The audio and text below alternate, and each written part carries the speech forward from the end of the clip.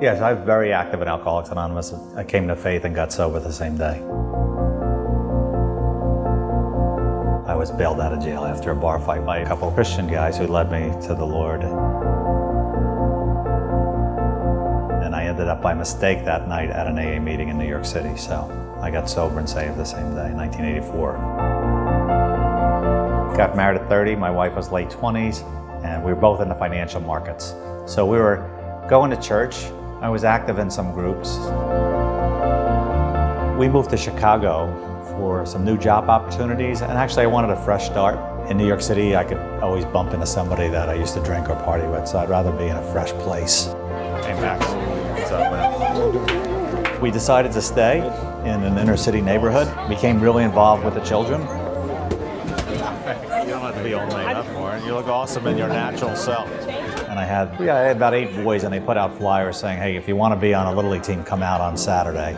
And 300 boys came out that first day. I felt like the captain in Jaws when he sees the shark for the first time and says, I think we're going to need a bigger boat.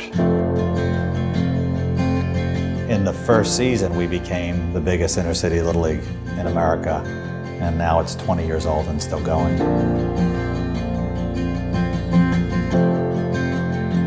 We've been dreaming about starting a school for a long time. And so when the local Catholic school shut, they sold to us. And we're actually the only non-Catholic Christian high school in the city of Chicago. Doctor, finally won one, right? So what class is it? Yeah. There's a dozen Christian high schools in the suburbs. They cost $18,000 a year. And it basically prices out the minority kids. And I always ask the question, should Christian high schools be only for rich kids? And question B is, should they be racially segregated? What's up? How are you? Good. That's what did it for the kickoff, so that's kind of nice. During that time, I was invited to a meeting called the Foundation. Bob Buford and Bill Hybels ran it, and so I attended it, and I got to know Bob Buford at the time. And so this was before he even started halftime. And then halftime began, and I was sort of already in it.